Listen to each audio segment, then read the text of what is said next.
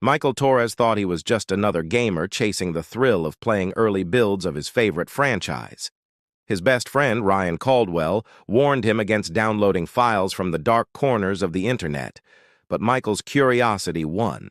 What began as an innocent click quickly spiraled into something no one could explain. A version of GTA 6 that looked too real, a game that seemed to know him better than he knew himself. By the time he realized the game wasn't simply being played but was playing him, it was already too late. I never should have downloaded that file. It started like nothing more than a late-night curiosity, one of those reckless impulses that come when the world is quiet and the glow of the monitor feels like the only thing alive in the room. I had been scrolling through a forum known for cracked games and strange mods, most of which never worked, when I saw the thread. The title was simple, almost too plain: GTA 6 Test Build. The post was written in broken English, with no screenshots, no proof, just a download link and a warning that read, "Not for everyone." My gut told me to ignore it, but I clicked anyway. The file was surprisingly small, barely half the size of GTA 5, which made no sense. Still, within minutes, it was on my desktop, staring at me with an icon that looked off, like the familiar Rockstar logo but stretched and distorted. I hovered over it for a long time, my hand twitching over the mouse. Finally, I opened it. The screen went black for a few seconds, long enough to make me think the game had crashed. Then static filled the display, white noise hissing faintly through my speakers. A loading bar appeared, crawling across the bottom with no logo, no text, other than a phrase I'd never seen before in any Rockstar game. Player 1 initiated. Something about those words unsettled me, as if the game knew I was here. When the bar finally filled, the world opened, and for a moment, I thought I was impressed. The graphics looked unreal, more than photorealistic, almost like live footage. The city stretched out in vivid detail, palm trees swaying under a moonlit sky, neon lights glowing in silence. But the silence was wrong. There was no music, no cars, no NPC chatter. The streets were dead, the windows dark, the sky heavy with stillness. I rotated the camera to get a look at my character, and my breath caught in my throat. The avatar staring back at me wasn't a stock model. It wasn't some generic default face. It was me. Not just similar, not a random coincidence, but my exact face, my own skin, my own scar above my right eyebrow that I got as a kid. Every detail was perfect, down to the shape of my jaw and the mole on my neck. I froze, unable to move, just staring. There was no way. It had to be some kind of face-mapping trick. But I had no webcam connected. Nothing that could have captured me. I tried brushing it off, telling myself it was only coincidence, but my hands shook as I pressed forward. My avatar stood at the center of a wide intersection, the white road markings glowing faintly under streetlights that buzzed with static interference. I expected cars to roll past, pedestrians to wander, maybe music to drift from a passing radio. Nothing came. I jogged down the empty street, my footsteps echoing too loudly in the silence. The sound design was wrong. Each step rang hollow, like walking inside a cavern. After a while, I noticed something strange. The shadow on the ground behind my avatar stretched longer than it should have, much longer, and its shape wasn't quite right. The body looked correct, but the head was wrong, elongated, distorted, almost like a figure wearing a mask. At first, I thought it was just a glitch, some artifact in the rendering. I stopped moving to check, but the shadow didn't stop. It kept walking, one step at a time, closing the distance until it overlapped with my character's feet. My skin prickled as I watched it stretch over me like a dark stain. The screen flickered. For a moment, everything froze, and then the display bled into static. I could barely make out the image as the shadow merged with mine, swallowing the shape of my character. The audio crackled with deep, distorted tones that hurt my ears, almost like whispers buried in static. Then, as suddenly as it began, The game unfroze. My avatar was still standing, but something had changed. His eyes, my eyes, were red. Not glowing, not animated, but dripping, as if blood was pouring from them down his face. His mouth twitched, corners curling into a half-smile I couldn't recognize as my own. I sat back, my chest tight, the silence of my room pressing down on me. It was only a game, I told myself. Only a game. But when I leaned closer to the monitor, the screen seemed to pulse faintly, like it was breathing. That was the moment I realized I wasn't just playing. The game was watching. I wanted to quit, to rip the power cord out of the wall, but the keyboard didn't respond. Neither did the mouse. Even pressing the power button on my PC tower did nothing. The whir of the fans grew louder, drowning the silence in the room until it felt like the computer itself was straining, almost alive. My monitor burned with the image of the empty city, and no matter how many keys I hit, my avatar wouldn't move. Then, after what felt like an eternity, the screen blinked once, and the world around me had changed. The city no longer looked deserted in the way it had before. There was life, but not the kind I wanted to see. The buildings were covered in crude graffiti, red smears that looked far too thick and wet to be paint. Everywhere I turned, words screamed from the walls. "You aren't supposed to be here!" The text repeated on every surface over and over again, like a warning carved into the skin of the city. My stomach twisted and I pushed forward, hoping that movement would at least distract me from the suffocating silence. The streets were no longer clean.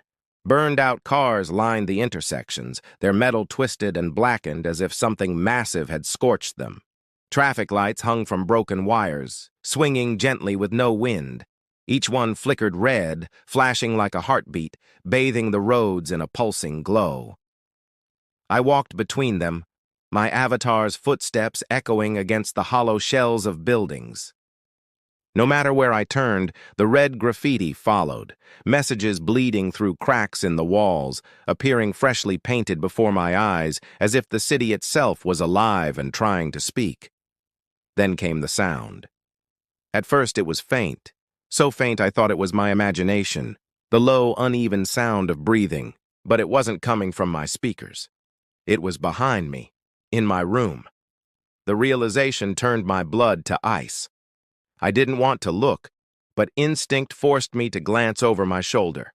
The chair creaked as I twisted slowly. There was nothing there, only the shadows in the corner of my room, still and lifeless. Yet the sound of breathing remained, soft and uneven, rasping against my ears. When I looked back at the monitor, my heart nearly stopped. My avatar was no longer facing the street. The camera had shifted, the perspective angled close to the character's face. He wasn't looking at the city anymore. He was looking at me, directly at me. His eyes bled endlessly, thin streams of red soaking his cheeks, and his lips curled into a smile too wide to be human. I wanted to push my chair back, to put distance between me and the screen, but my body froze. The smile grew, pixelated teeth grinding against each other. I covered the screen with my hand, trying to break the illusion, but when I pulled it back, the image had changed. My face stared back, but not the one I knew. The skin was pale and sagging, the teeth cracked and stained with brown.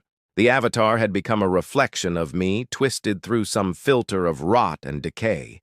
I felt a sting of nausea, but I couldn't stop staring.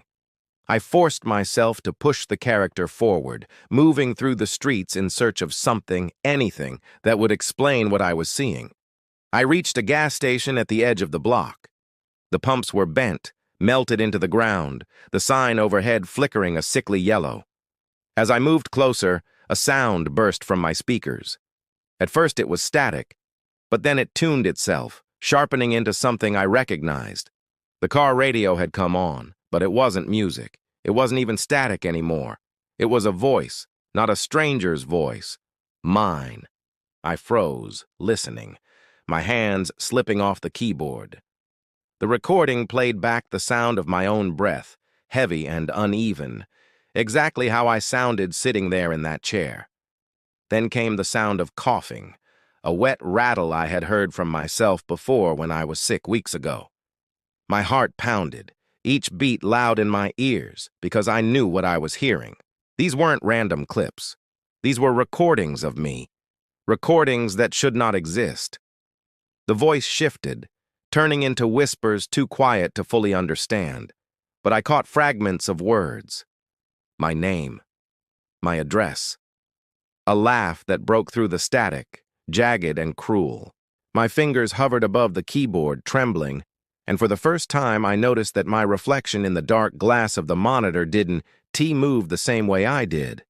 As I leaned closer, the reflection grinned, wide and sharp, before tilting its head to the side in a way I hadn't. And then it whispered, though my speakers were silent. The game shifted without warning, dragging me into something I hadn't chosen. The screen faded to black, and for a moment I thought it had finally crashed. Then words appeared, stark white against the void. Follow the marker. My stomach dropped as I realized I was being pulled into a mission. I didn't press anything. I didn't choose this. The game chose it for me. The world loaded again, but this time the location was different. I wasn't standing on a broken street or wandering through empty intersections anymore. I was in front of a house. Not just any house. My house. The porch light flickered on the monitor, casting the same uneven glow I'd seen in reality countless nights when I forgot to change the bulb. The mailbox leaned to the side exactly as it did outside my real window. Every detail was perfect. Too perfect. I sat frozen, staring at the screen, whispering in my head that it was impossible. But I knew what I was looking at. The game had recreated my home. I didn't want to go inside.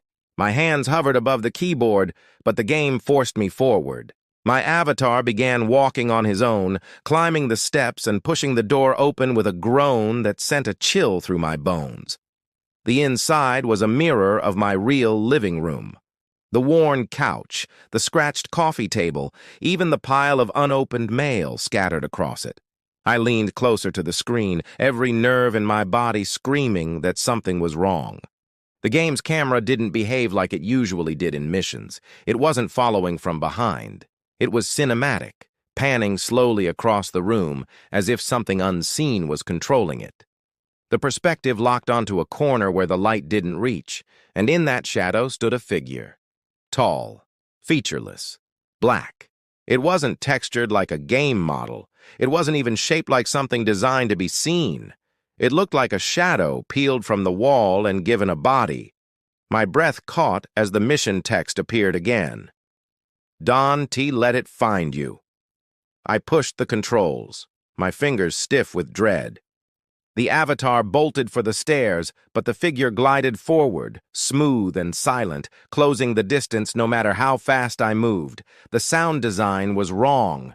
There were no footsteps, no ambient noise, just the dull pounding of my heartbeat in my ears. Upstairs, my avatar slammed the bedroom door shut.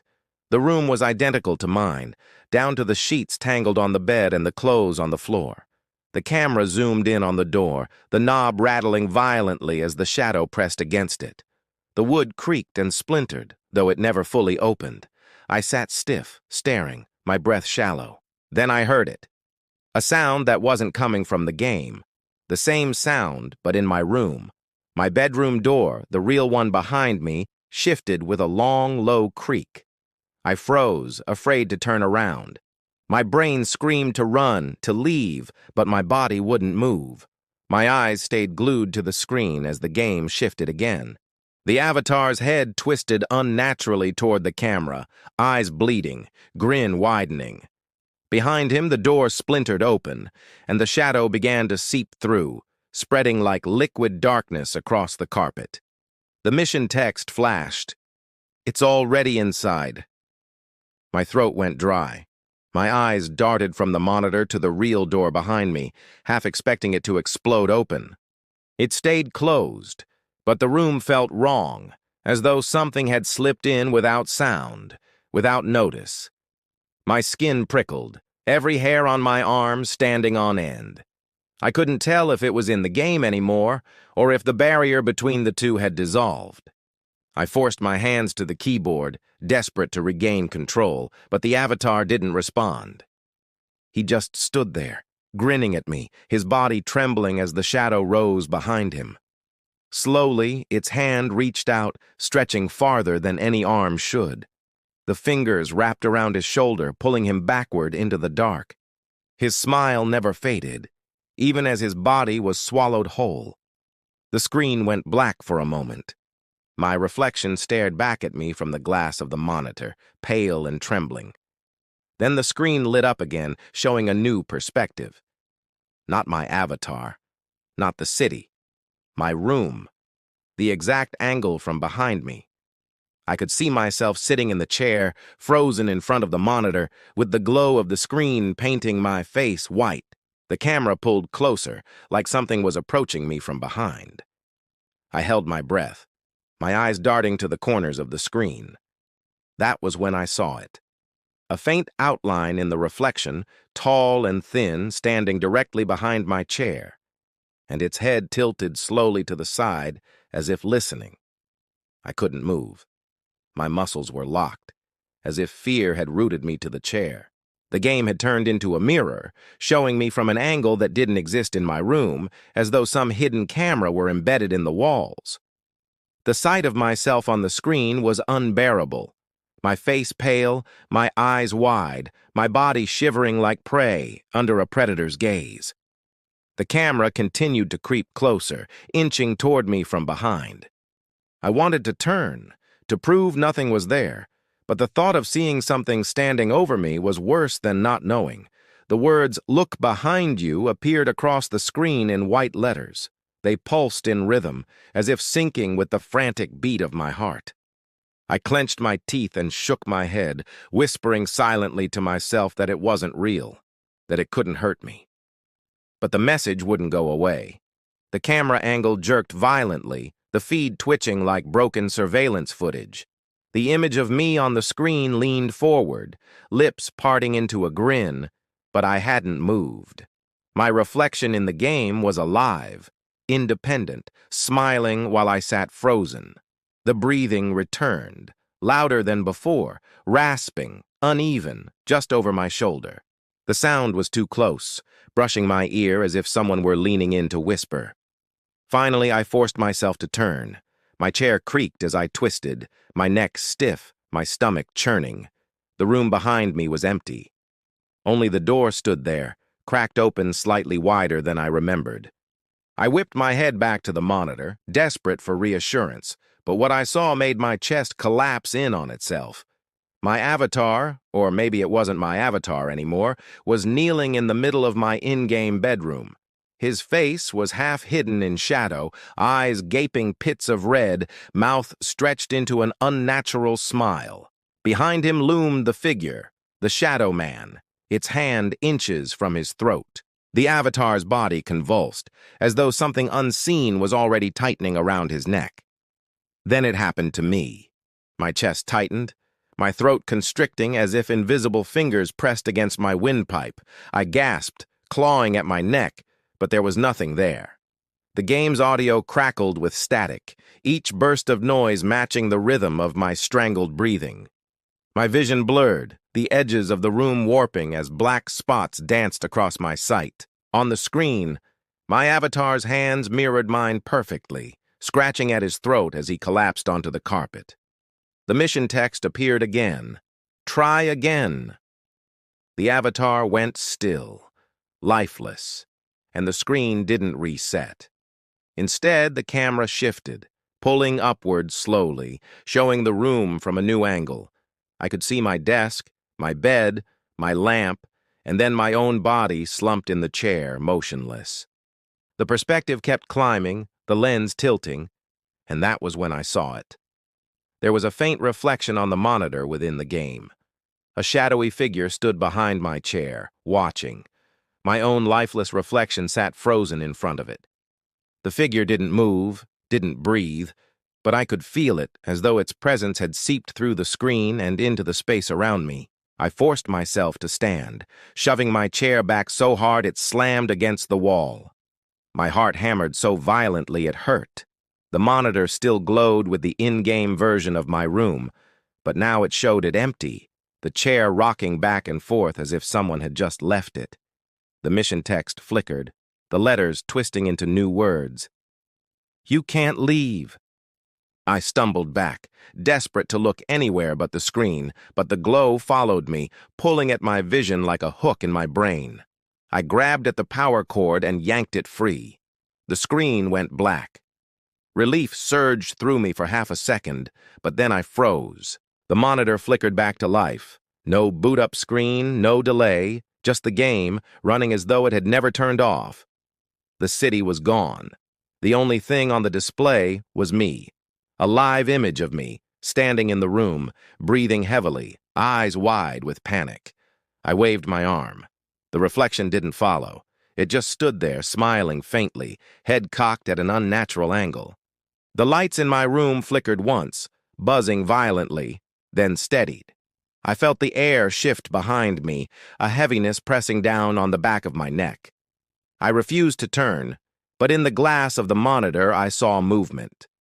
The shadow figure stepped closer, its form wavering like smoke, its elongated arms reaching toward my shoulders. The image on the screen leaned forward, grinning wider than I thought possible, as if eager for what was about to happen.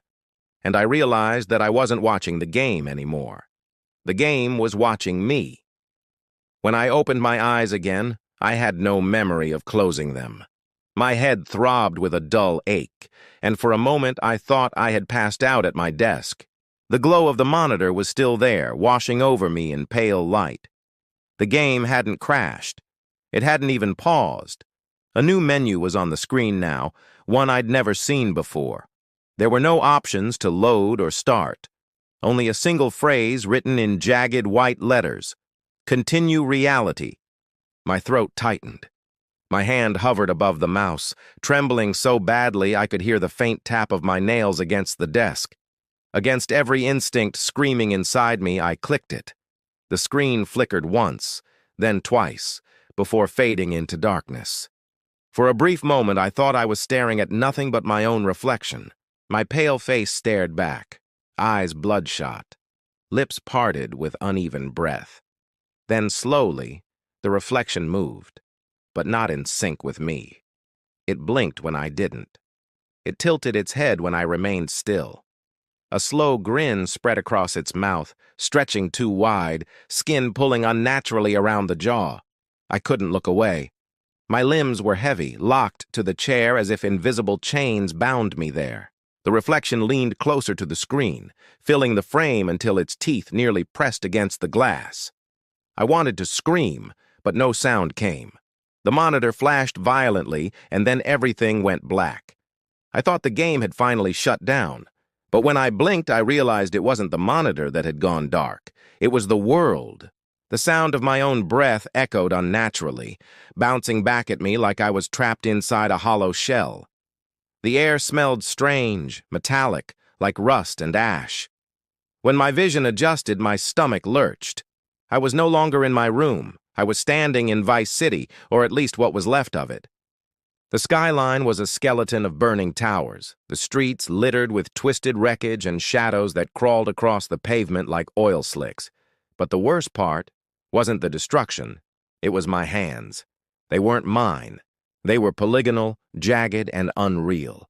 I was inside the game. The realization hit me like a hammer to the chest. I staggered backward, but the ground beneath me warped with each step, textures glitching, the world bending like it wanted to swallow me whole. I screamed, but my voice was distorted, metallic, a garbled echo that didn't sound human. Then I saw it. Across the street, illuminated by the burning glow of a half-collapsed billboard, was a figure sitting at a desk. The screen of a computer lit up its face. My heart stopped. I leaned closer, squinting through the pixelated haze, and my stomach churned in horror. The figure at the desk was me, my real self. I could see my own body, hunched over, typing on a keyboard, staring into a monitor with the same haunted expression I had seen just hours ago. I waved my arms, screamed, begged, but there was no reaction. My real self didn't look up. He didn't even blink. I stumbled forward, desperate to reach him. But the closer I got, the more wrong it became. The figure wasn't exactly me anymore. The skin on his face sagged, pulling away from the bone. The grin spread slowly across his mouth, the same impossible smile that had haunted me since the beginning. He turned, slowly, deliberately, and I realized he wasn't playing the game. He was controlling me. The keyboard clattered beneath his fingers. Each keystroke made my body jerk against my will. I tried to resist, to force my arms to stop, but they moved like marionette strings pulled by invisible hands. The world around me glitched violently, the city dissolving into static. I could feel myself breaking apart, pixel by pixel, the edges of my vision crumbling into black squares.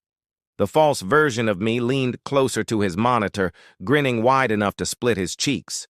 I could feel his gaze on me, not through the game, but directly. Somehow he was on the outside now, and I was trapped in the code.